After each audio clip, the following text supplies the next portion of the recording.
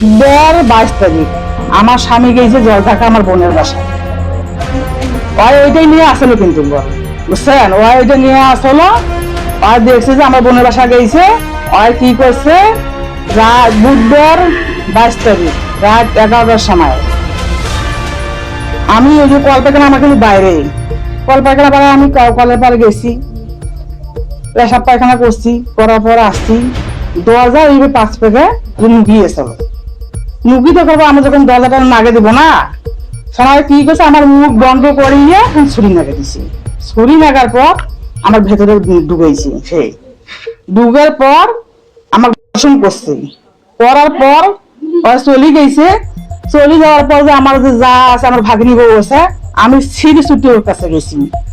আমার ছেলে আছে, আমার ছেলে দেবে 2টা ছেলে, আমার মেয়ে জামাই আছে, আমার মান সম্মান আছে। আমি এখন কি করবো বলেন? মা, আমার মনে হয়েছে আমি আত্মহত্যা করি, এইরকম হয়েছে। আমি এটা বিশ্বাস চাই, ওই ছেলেকে আমি ওই ছেলে আমি বিশ্বাস চাই।